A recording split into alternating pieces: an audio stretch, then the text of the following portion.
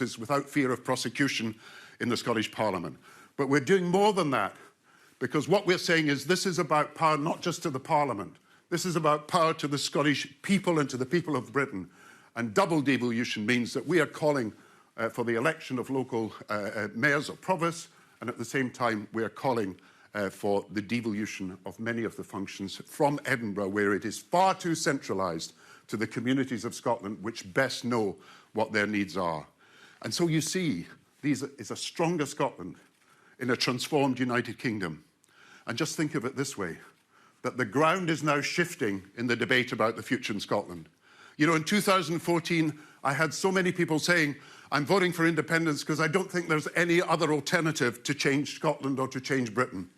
Now we have an alternative. Now we have a set of proposals that are groundbreaking, that can actually show we can make a difference. So the debate is no longer between the status quo and independence. The debate is no longer between yes and no.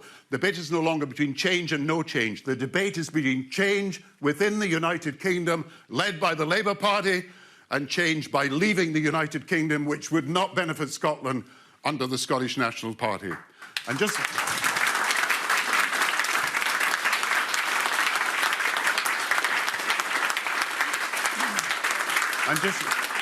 And just in conclusion, think of it this way. The Scottish National Party may want to fight the election with a one-line manifesto. The Scottish National Party may want it to be a one-issue election instead of a general election. We will do the opposite. We will fight on the social, economic, political and constitutional change that we will bring about in Scotland and across the United Kingdom. We will fight on jobs, on the health service, on the future of technology. We will fight on the environment. We will fight on all these issues.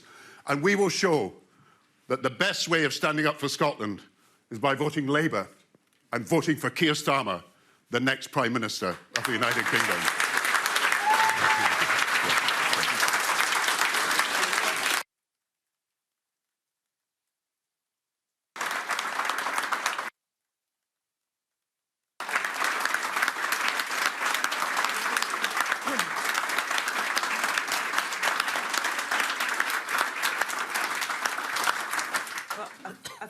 Gordon, I think the heavy lifting has been done by you and your team, and I think it's gone down pretty well. I want to go to Keir first. We're going to have a conversation this afternoon. Keir, this is potentially transformative to the UK. Do you want to say a bit more about what your hopes are from Gordon's Commission? Yes, please. Can I start by thanking Gordon and the Commission for all their work, because it's a fantastic piece of work that they've put a huge amount of effort into for the best part of 2 years. And I want to be absolutely clear that I asked Gordon to do this piece of work because I've long thought that one of the things that's holding us up as a United Kingdom is the hoarding of too much power at the centre. And I think that's held us up politically, with people across the whole of the United Kingdom, including here in Scotland, feeling that Westminster and Whitehall are remote, that you can't influence what's going on, there's not enough control over communities and life where people are, and economically, because the single biggest failure of the last 12 years in Westminster has been the failure to grow the economy sufficiently. And I profoundly believe that amongst the reasons for that is that we have not used the talent and resources of all parts of the United Kingdom, including here in Scotland. That's been hardwired into my political thinking for a long time. It's there in my conference speeches. It's there in the speech I did on the economy earlier this year. And that's why, after discussions with Gordon, I said, would you set up this commission and report practical recommendations about the biggest devolution, the biggest movement of power and resource and decision-making away from Whitehall and Westminster, to ensure that we can answer both the political question of our time and the economic question of our time. And we can go beyond that to build a new Britain and a new economy within a new Britain. And I'm delighted today to be able to launch the report alongside Gordon and to warmly welcome everything that is in it. And we will now go on to consult on refinement, on testing, and crucially on implementing the recommendations. And I want to say two things about that, because in the report itself and in discussions Gordon and I have had, we made it clear that we wanted recommendations capable of being implemented in the first term of a Labour government.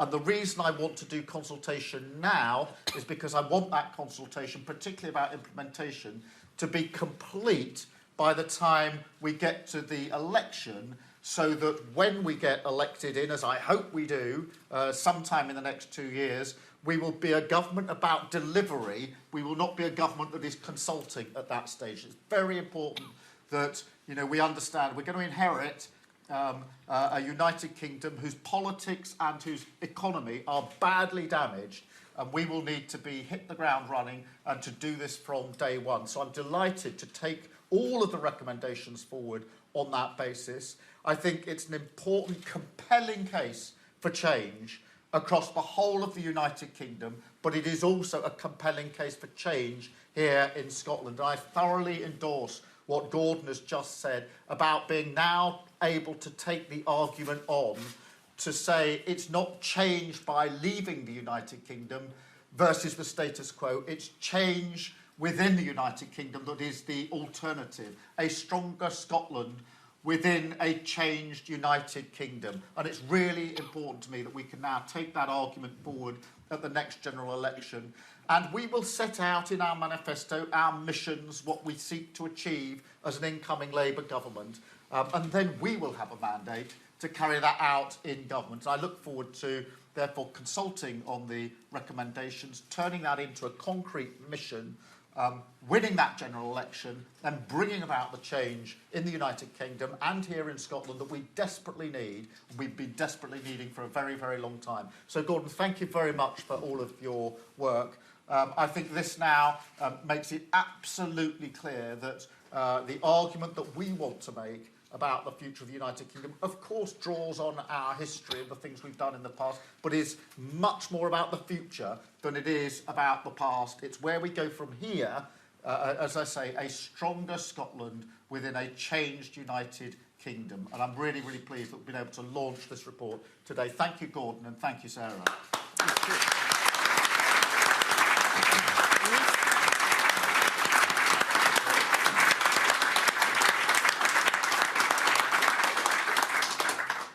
I mean, I think it's great to hear that commitment from you, Keir, that actually this is going to be part of the day job. And I think that's absolutely critical for us in Scotland, because we've seen the Tories riding roughshod over devolution. And I want to come to you first. How do you think we can make this work to end the binary, divisive political conflict Scotland has really suffered between yes and no for the last few years in Scotland? How do we use this as a stronger Scotland and a transformed UK?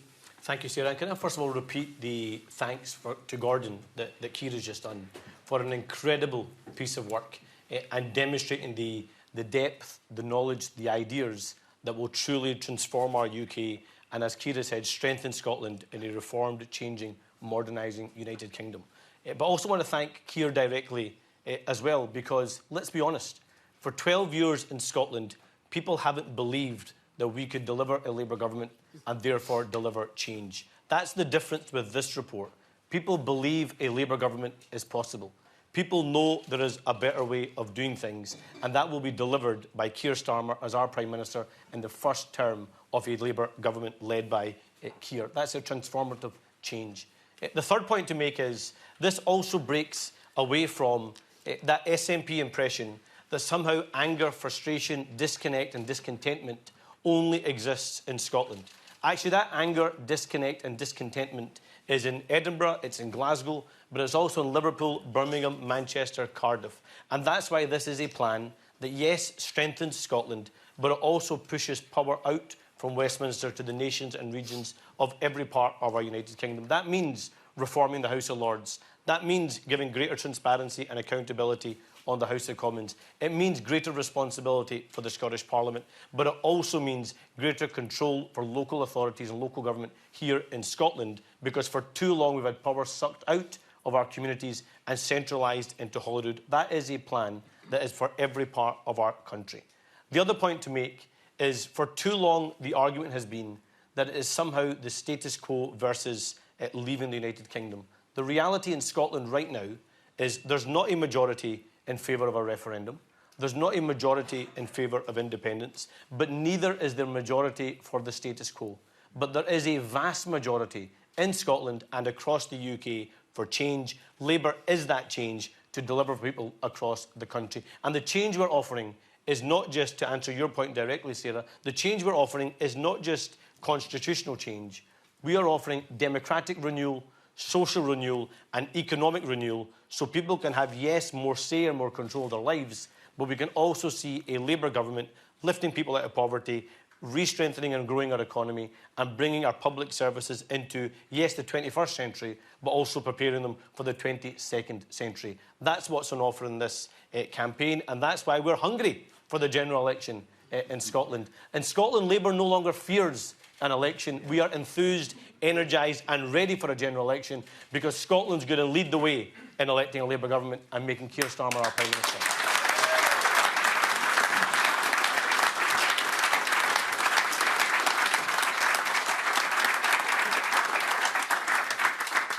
I want to bring you in because on one level we treat devolution as the norm and our aspiration in Scotland, but this is really radical for the rest of the UK as well. Do you want to say a bit more about that? Because I think for many in England, these are really different proposals to what they've experienced in the past, a much more centralist approach.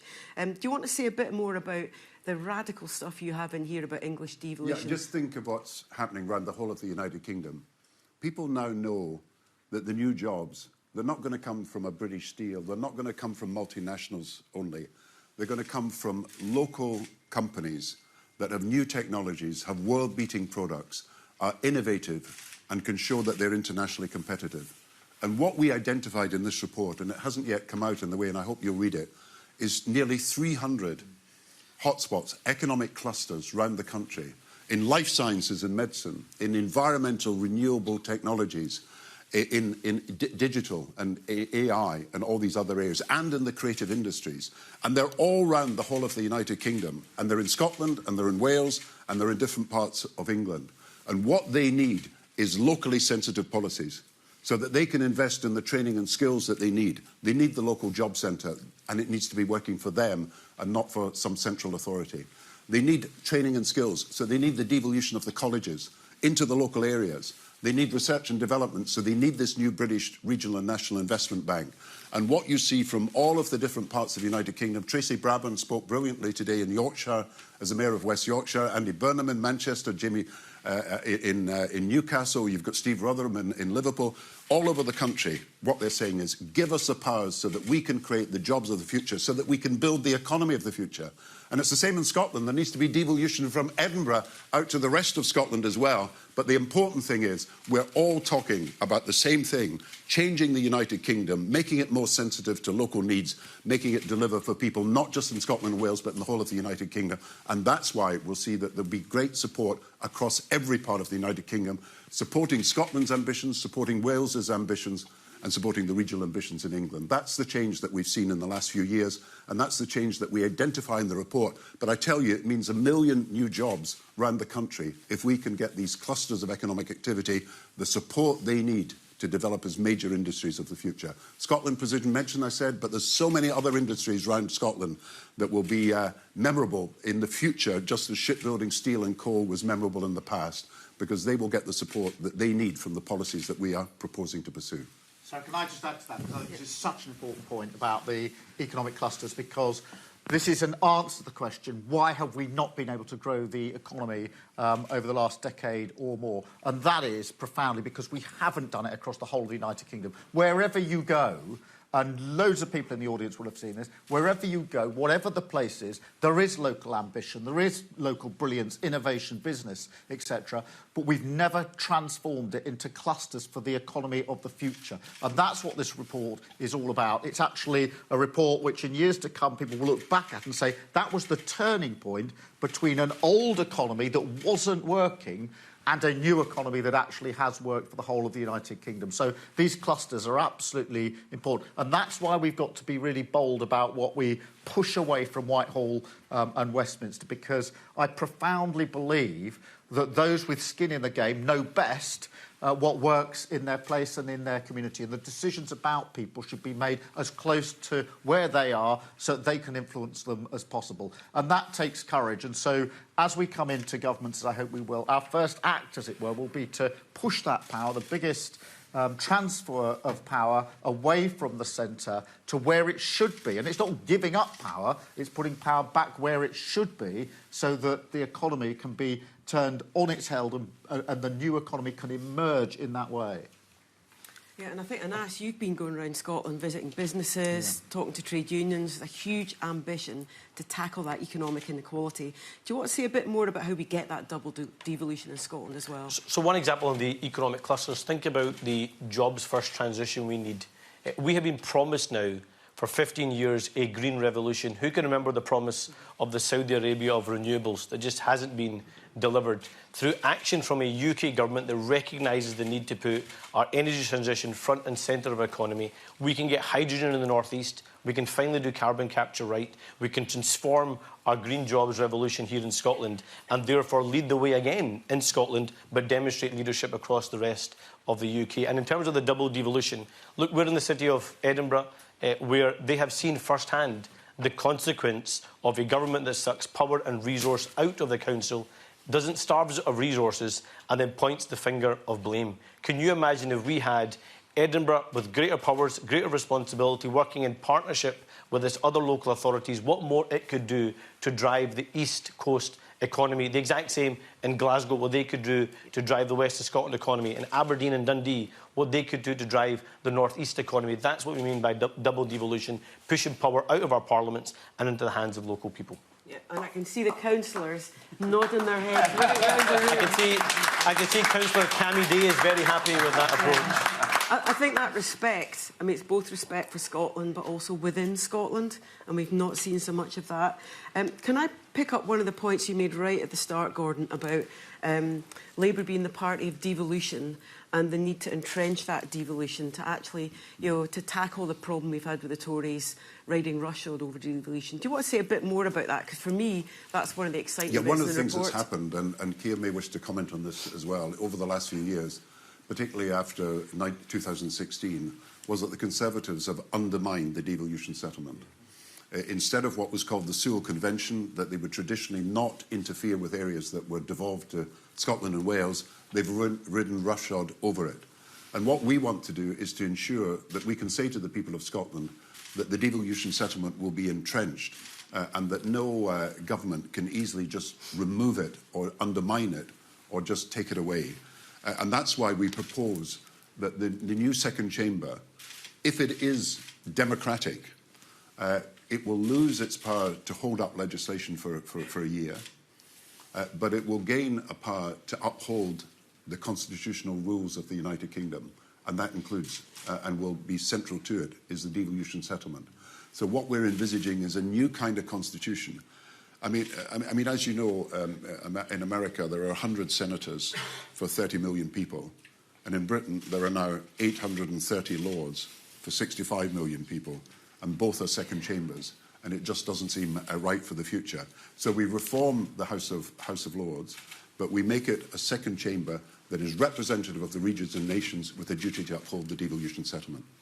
I think that's quite exciting because it's really about modernising the UK, isn't it, Keir? Yeah, I think this is really important because, as Gordon, there's been a lot of discussion about what we do with the House of Lords and abolition, but it's very important that alongside abolition, there is to be a second chamber, and that has a central purpose, which is to safeguard devolution and other constitutional issues. And that is an important part of the change that we want to bring about. So it's not just abolition, it's abolition, second chamber and repurpose. But that's part of a wider ambition, which is to ensure that all four nations have more of a say in what we do. That's the whole point of the Council for Regions and Nations, to make sure there are those powerful voices. And I think, Gordon, there's the Sewell Convention, but I think there's also, even in COVID, we saw the government in Westminster disrespecting Scotland, not bringing Scotland in, not actually seeing any duty to cooperate and work as one group of four. And I think that in the report is therefore not just this business of the House of Lords becoming custodians, but going a lot further than that. I think the stuff also on international treaties, it's all really important in relation to the influence and power and strength of voice that Scotland and the other nations have. You know, I think there's a bit about parliamentary accountability, which, you know, is often discarded both in Scotland and at the UK level. And I ask you what to come in. You've got two governments. You've got a Tory government and an SNP government who actually make a virtue out of conflict, because actually neither of them believe in devolution. And actually making a virtue out of cooperation is really, really important. That's about respecting people's authority, respecting the democratic right that they have, so respecting the roles of our mayors, respecting the roles of our first ministers, respecting the roles of our parliaments, but that respect has to go two ways. And through cooperation, I think we can achieve so much more. And that's the plan here, to strengthen Scotland's status, of course, give Scotland a stronger voice, but also recognising that the UK works for us across the UK when it works, and also reform it, transform it, and modernise it ready for the rest of the 21st century. Yeah, so timing. Timing's everything in politics, isn't it? So we've got this plan now. Keir, do you want to say a bit about where we go next? You're saying we're going to manifesto, consultation. This is real stuff now, isn't it? Yeah, this is a really comprehensive report. I hope some of you have had the chance to read it or get the chance to read it, because it is a compelling set of, not just a report, but a set of recommendations ready to be taken forward to the next stage, which is that consultation. Now, the consultation isn't just a sort of vague exercise. It's a statement of intent, so far as I'm concerned, which is, if this is to move from recommendations to implementation, it is very important that we're serious about how we implement. And that means we need to have discussions with those affected by the recommendations being implemented to make sure we're in a position to take action immediately we get into power. So that's the purpose of the consultation. I don't want an incoming Labour government to be in the business of carrying out consultations. I want Labour government to be coming in to carry out the change that is vitally necessary for our country. And I invite everybody, whether they voted yes or no, whether they live in a town or city or wherever they are across the United Kingdom, to be part of that discussion about implementing these recommendations, because we know that it is the delivery of this change that matters. There's plenty of discussion about change. This is actually a compelling case, not just for change, but how you bring about that change. And it will be the mission of the next Labour government to actually deliver on that. And that's why we want to have this discussion from now until we put the manifesto together and go into that general election. Brilliant. Sir Keir Starmer talking there in Edinburgh about plans by Labour for a democratic second chamber, an elected House to replace the House of Lords that he said will be representative of the regions. He's speaking there alongside former Labour Prime Minister Gordon Brown, who is the author of the report on which these recommendations are based, and Anna Sarwar, the Scottish Labour leader, the MSP, alongside them as well. Let's bring in our political correspondent, Joe Pike, who's in Edinburgh for us and following this story today. Gordon Brown and Sir Keir Starmer, Joe, very keen to stress that this would be change for Scotland without them leaving the UK. They've claimed that, Sarah Jane, certainly, but if you look at the detail and read the report, there isn't a huge amount about Scotland, not as if there's a huge section of powers to be devolved from Westminster to Holyrood. That doesn't seem to be happening. In fact, the plan seems to be to decentralise from Nicola Sturgeon's government here in Scotland's capital to councils, perhaps getting metro mayors in Greater Glasgow and in Edinburgh and the Lothians, as we already have in Greater Manchester and in the West Midlands. I was in the room for some of that event, and interesting to see how Scottish Labour events seem to be changing as power is potentially on the horizon. I've been to a lot of these events in recent years. They're often slightly sparsely attended. That was a very different event because perhaps there is a sniff of power, of parliamentary seats and of jobs in government even. Now, the reason the Labour Party are holding an event now in Edinburgh after the one earlier in Leeds is partly because of Gordon Brown, where he's from, what he cares about, but also because Labour getting into government requires some progress north of the border. At the last election, they started with 7 seats, but the election went back down to one when the SNP have 48. So Labour do need to build up support in places like Edinburgh as well as Glasgow, Fife, perhaps pick up East Lothian, one of their old seats. This is a big, bold, ambitious plan, not a huge amount of detail, critics argue. And there's also the get-out clause that Keir Starmer has said he will consult. He wants that consultation on all these issues to be over by the next election so they can put a lot of it into place. Of course, that will depend how big Labour's majority is if they do win the next election. Certainly criticism today from other parties, the Conservatives arguing Labour is playing politics with issues that don't matter to the country but only obsess those in Westminster. As for the SNP, the Scottish National Party, led by Nicola Sturgeon, they are arguing that today is Brown Hog Day, that it's another example of Gordon Brown with promises over the Constitution that they doubt will be delivered. Of course, the reason people are suddenly interested in a Labour devolution plan, Sarah Jane, is because Labour getting into government, at least in Westminster, does now seem possible. This stuff could happen, even though, as I say, Keir Starmer has given himself a little bit of wiggle room on this issue.